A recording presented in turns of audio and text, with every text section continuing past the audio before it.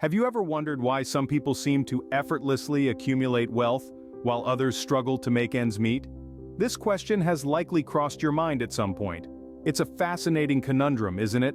The distribution of wealth in our world is far from even, and the reasons behind this disparity are complex and multifaceted. Now, where would you expect to find insights into this age-old question? An economics textbook, perhaps? Or the latest self-help bestseller? While these are valid sources, I'm here to suggest an ancient, unexpected yet compelling source, the Bible. Yes, you heard that right. This ancient text, revered by millions around the world, holds insights into wealth and its distribution that are as relevant today as they were over 2,000 years ago. The Bible, in its wisdom and depth, presents principles that can guide us on our journey to financial stability and prosperity. These principles are not get-rich-quick schemes or secrets known only to a select few. Instead, they are time-tested truths, grounded in practicality and ethical considerations that can help us navigate the often turbulent waters of personal finance. For instance, the Bible urges us to live on a written budget, highlighting the importance of planning and foresight in managing our resources. It warns us of the dangers of debt, likening the borrower to a slave of the lender. It emphasizes the value of high-quality relationships, reminding us that our company can influence our habits. It advises us to save and invest wisely, pointing to the house of the wise filled with stores of choice food and oil. And perhaps most importantly, it encourages us to be incredibly generous, for it is in giving that we receive. These principles might seem simple, even obvious. Yet how many of us really live by them? How many of us truly understand their significance and their potential to transform our financial lives? Join us as we delve into the biblical principles of wealth and how they can guide us in our financial journey. Let's explore these principles in depth, understand their implications, and learn how we can apply them in our daily lives. The road to wealth, it seems, might just begin with a turn of the biblical page. The book of Luke speaks about counting the cost before building a tower. This is a principle of budgeting. Let's take a moment to imagine the scenario presented in Luke 14:28. You're about to build a tower. It's not a small task. Towers are tall, they're grand, and they require a significant amount of resources to construct. Now, would you start this project without first sitting down to calculate the cost? Would you blindly start laying bricks, hoping that you'll somehow have enough to finish? Of course not. And yet, many of us approach our finances in this exact manner. This verse from Luke is not just about tower building, it's about planning. It's about understanding what you have, what you need, and making sure the two align. In the context of our financial lives, this is the principle of budgeting. So, what exactly is a budget? In its simplest form, a budget is a plan for your money. It's a written document or digital tool where you track your income, your expenses, and your savings. It gives you a clear picture of where your money is going, and more importantly, it gives you control over your financial future. But why is a budget so crucial for wealth accumulation? Let's go back to our tower. If you started building without a plan, you might run out of bricks halfway up. Similarly, without a budget, you might find yourself running out of money before the end of the month.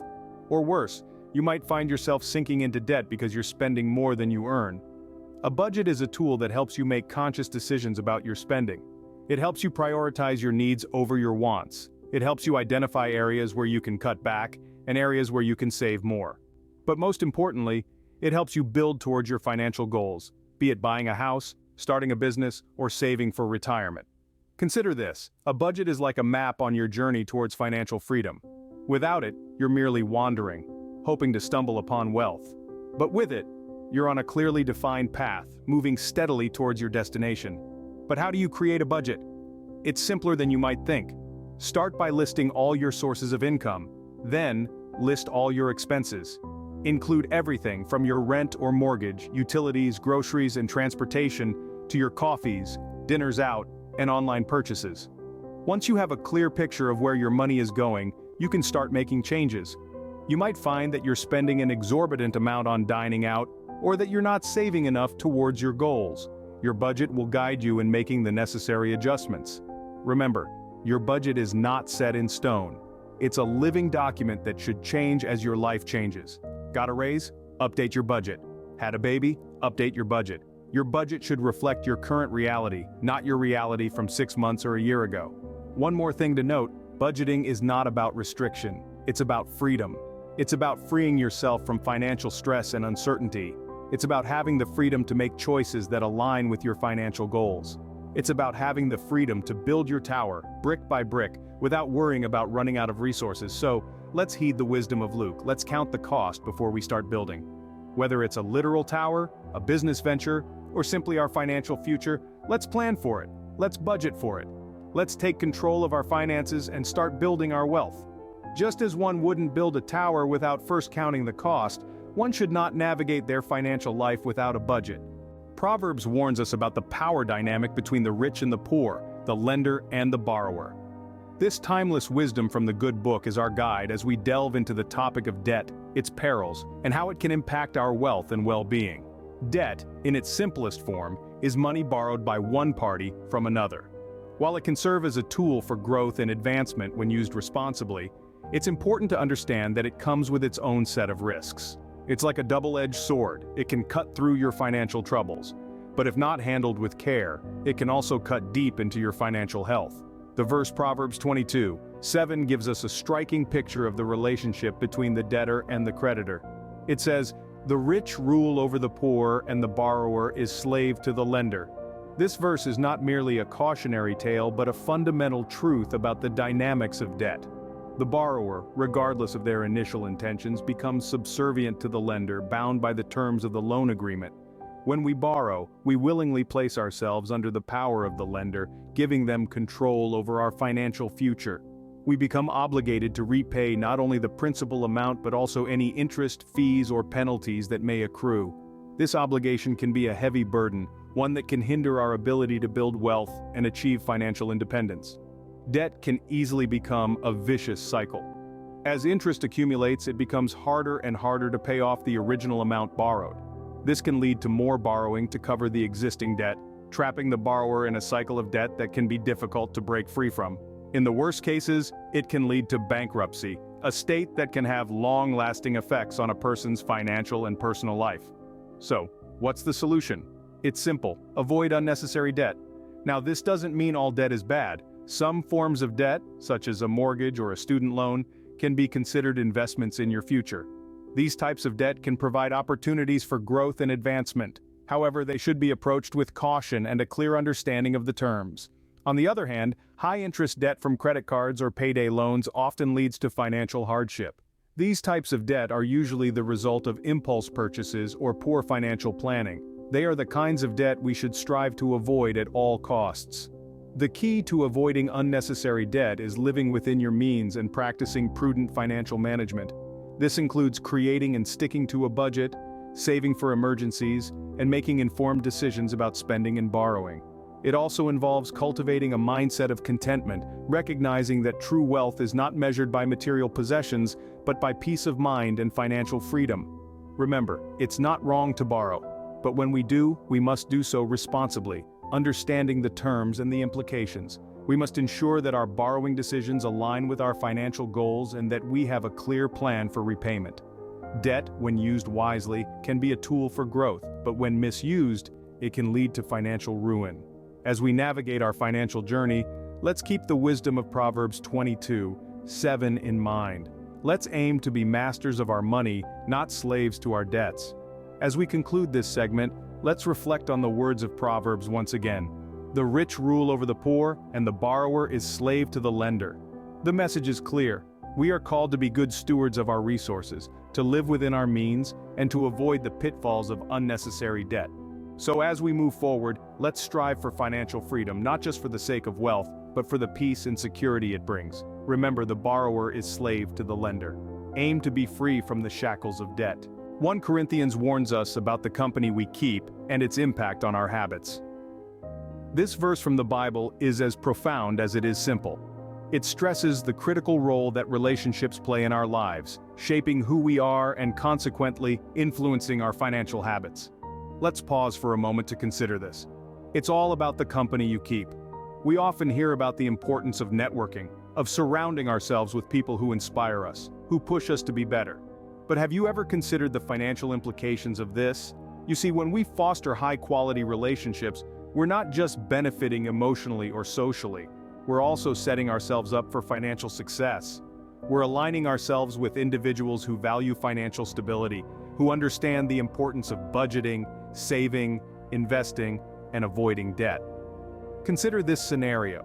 You're at a gathering with friends, and one of them starts talking about a new gadget they've purchased. It's the latest, most expensive model. Now, you're intrigued. You start thinking about buying it too. But then, another friend chimes in, sharing how they've been saving for a family vacation, or how they've just invested in a promising startup. Suddenly, the allure of the gadget fades. You're now contemplating saving or investing your money instead. That's the power of good company. It can subtly steer your financial decisions towards a more prudent path. But let's delve a bit deeper into this concept of high-quality relationships. What defines a high-quality relationship? Is it simply about surrounding ourselves with wealthy individuals? Not at all.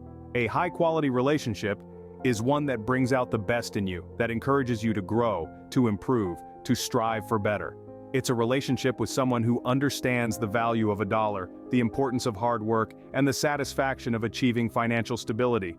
1 Corinthians 15:33 warns us, "Do not be deceived, evil company corrupts good habits." This verse isn't just about avoiding bad company, it's about actively seeking out good company. It's about building relationships with people who will inspire you to develop good financial habits, and these habits aren't just about making money. They're about understanding money, about appreciating its value, about learning how to use it wisely. They're about setting financial goals and working diligently towards them. But remember, fostering high-quality relationships doesn't mean cutting ties with those who are struggling financially. Instead, it's about offering support, encouragement, and guidance. It's about sharing the knowledge you've gained, about helping others to develop good financial habits. After all, wealth isn't just about accumulating money, it's about achieving financial stability and using that stability to make a positive impact. It's about helping others to achieve their financial goals. It's about fostering a community of financially literate individuals. And this starts with the company we keep. With every conversation, every interaction, we have the opportunity to learn, to grow, to improve. We have the chance to develop good financial habits, to foster high-quality relationships, and to build a strong, financially stable community. So, take a moment to think about your relationships, about the company you keep. Are they encouraging you to spend frivolously, to live beyond your means? Or are they inspiring you to save, to invest, to budget wisely? Remember, your relationships can have a significant impact on your financial habits. They can influence your attitude towards money, your spending habits, your saving habits, and your investing habits. They can shape your financial future. The company you keep can either build your wealth or break it. Choose wisely. In Proverbs, we find a principle that speaks to the wisdom of storing choice food and oil. This adage may seem a bit cryptic at first, but when we dig deeper, we see it's all about the practice of saving and investing. It's a principle that has stood the test of time and is as relevant today as it was thousands of years ago when it was first penned. Let's break it down. The choice food and oil mentioned in this proverb symbolize valuable resources. In our modern context, this could be your hard-earned money or any asset that has value.